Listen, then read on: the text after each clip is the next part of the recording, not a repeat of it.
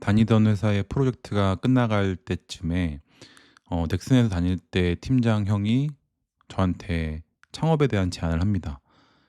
그 당시 그 형이 창업을 뭐 한지 한 5-6년 됐을 때쯤이었는데, 그때 딱 모바일 게임을 개발했던 모바일 게임이 잘 되면서 저한테도 한번 해 보라고 제안을 한 거죠.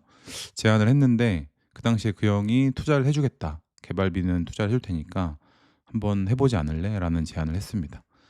그 당시에 그 제안을 받고 저는 사실 '아직 준비가 안 됐다.'라는 생각이 더 컸었는데, 그때 제가 영화를 보게 되는데, 소셜 네트워크라는 어 그 페이스북 창업한 영화를 보게 되는데요. 그걸 보고 난 다음 제가 인제 느꼈던 거는 '혹시 내가 저 사람보다 뛰어난 사람은 아닐까?' 제가 이미 연봉도 꽤 많이 받고 있던 상황이었기 때문에 뭐 사실 일반적인 생활하는 데는 뭐 전혀 지장이 없었지만, '내가 가진 이 잠재력을 내 스스로 모르고 있는 건 아닐까?' 그런 생각들이 막 내 정신을 지배하기 시작했거든요. 그래서 그래도 고민했어요. 한 한 달 정도를 고민을 했는데, 고민 끝의 결과가 '내가 내가 가진 능력을 한번 시험해 보자. 알아봐야겠다.' 뭐 이런 생각이 들었어요. 그래서 약 한 2-3 개월 정도 인제 하던 다니던 직장에서 정리를 하면서 같이 창업할 수 있는 사람들과 같이 인제 힘을 모아서 창업을 하게 됩니다. 근데 그렇게 창업을 하는 했는데, 뭐 그 형이 투자해 준 돈도 있었고, 그 당시에 한국 투자 파트너스라는 나름 우리나라에서 알아주는 투자 회사에도 투자를 받게 되죠. 투자 받아서 인제 개발을 총 2년 반, 3년 가까이 인제 진행을 했고요. 근데 그때도 뭐 중간중간에 위기가 있었어요. 그 자금이 좀 원활하지 않는 때도 있었고, 개발이 좀 어려울 때도 있었는데, 또 그 중간에 잡스라는 영화가 또 출시를 합니다. 그 영화 봤는데 역시 또 뽕을 맞은 거죠. '내가 잡스보다 뛰어난 사람은 아닐까?' 약간 이런, 그게 오히려 그 프로젝트를 끝까지 갈 수 있었던 원동력이기도 하고요. 아무튼 그렇게 돼서 인제 돈이 거의 소진이 될 때쯤이었어요. 그래서 그때 그래도 '게임을 어떻게든 완성시켜서 이 세상에 보이고 싶다.'라는 생각이 들었었고, 그렇게 꽤 큰 퍼블리셔 업체와 미팅을 하게 되고, 결국에는 인제 서비스 계약까지 하게 됐고요.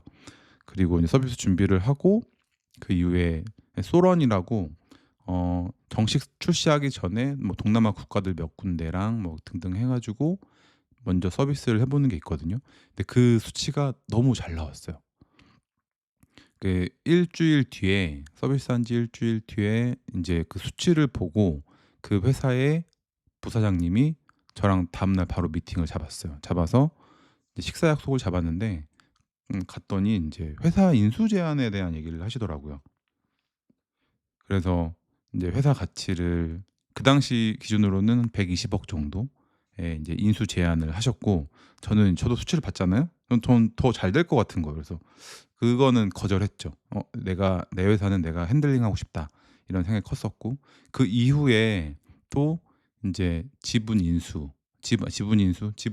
투자를 하는 거죠. 지분 투자. 지분 투자에 대한 제안을 인제 그쪽 상무님하고 몇 번 미팅을 가졌지만, 결국에는 저는 인제 '이 지분도 좀 아깝다. 이거 잘 될 거라서.' 그때 그 지분 투자 같은 경우는 200억 가치의 제안이었는데, 그마저도 전 거절을 했습니다. 그리고 서비스를 했는데, 이게 지금 뭐 모르겠어요. 그 사정은 잘 모르겠으나 그 서비스 시작했을 때도 이 성과가 괜찮았거든요. 우리가 보는 수치가 따로 있어요. 뭐 돈 얼마를 버느냐도 중요하지만, 인제 얼마나 이 게임 깔았던 사람들이 다시 돌아왔느냐 뭐 이런 것도 수치들이 있는데, 그 수치가 굉장히 괜찮았단 말이에요. 근데 마케팅이 좀 잘 안 들어가는 거죠. 그러니까 제가 지금 이제 돌이켜 보면 '인수나 혹은 투자 제안이 왔을 때 같이 갔어야 좀 더 좋지 않았을까?' 그러니까 제가 좀 대표로서 좀 부족했던 부분인 거죠. 예. 그렇게 해서 그 회사를 정리하게 됩니다.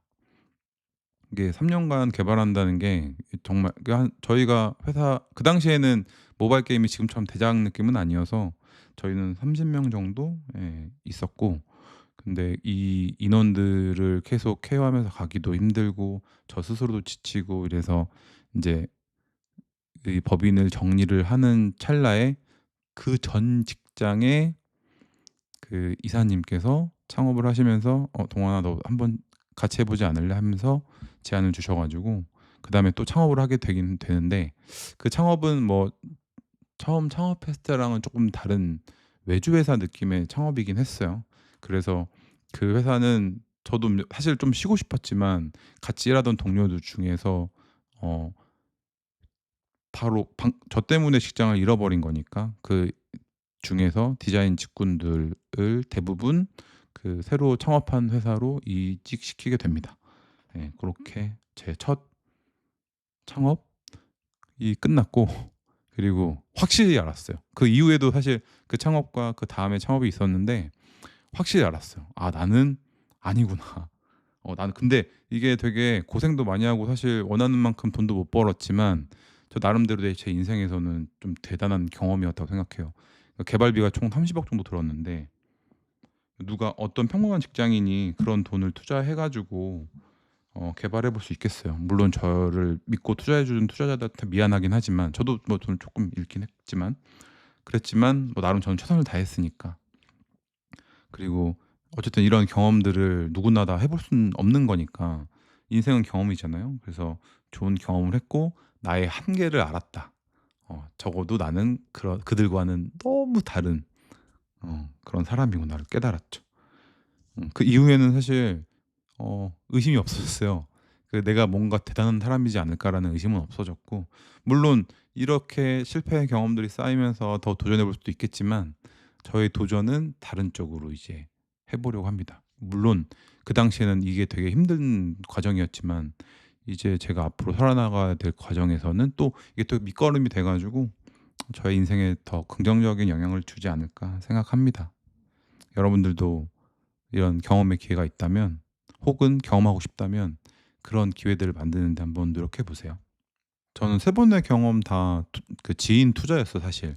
그 전에 일했던 직장 상사들의 투자였는데 결국에는 제 주변에도 저한테 창업에 관련된 부분을 이제 문의를, 그러니까 물어보는 사람들이 몇몇 있었는데 이게 그냥 "내가 이런 아이디어가 있어 갖고 창업해야지." 이런 거는 사실 어지간하면 안 된다고 봐야 되고, 결국에는 내가 하고 싶은 분야나 뭐 하고 싶은 일은 결국에는 돈이 들어갈 거 아니에요. 그게 뭐 소자본이면 본인이 충분히 할 수 있겠지만 저처럼 좀 인제 뭔가 하나 제품을 개발한다고 했을 때는 큰 자본이 들어가는데, 이 자본을 쓰는, 그러니까 이 자본을 투자해 주는 사람들 눈에는 대표가 제일 중요하거든요.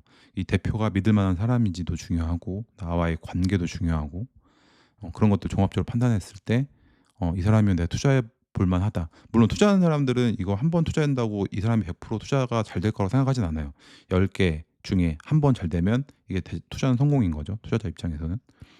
그런 믿음을 주기 위해서는 제가 그래서 처음 창업했을 때 그때 형한테 물어봤어요. 형한테 "형 나한테 왜 투자를 해 주는 거야?"라고 물어봤을 때 그 형은 저한테 같이 일했을 때 어 제가 했던 그런 작업들이 있었고, 그리고 제가 만들면 적어도 때깔이 좋은 그런 게임이 나올 수 있겠다, 이런 믿음이 하나 있었고, 두 번째는 제가 뭐 이 형하고 워낙 친해서 평소에도 인제 힘든 일 있거나 이럴 때는 유일하게 제가 조언을 구했던 형인데, 결국에는 그 형은 제가 이렇게 힘든 상황들을 부딪혔을 때 결국에 어쨌든 끝은 보고 다른 넥스트 스텝을 밟는 것들을 봐 줬었거든요. 그래서 "너라면은 어떻게 힘든 상황이 생기더라도 어쨌든 게임은 나올 것 같다." 그게 잘 되든 안 되든 뭐 이런 믿음이었어요. 그래서 창업을 준비하시는 분들은 내 쩐주 저처럼 이제 직장에서 일하면서 내 능력을 좀 보여주거나 아니면 마크 저거버그나 스티브 잡스처럼 정말 천재거나 그래야 되지 않을까 싶습니다.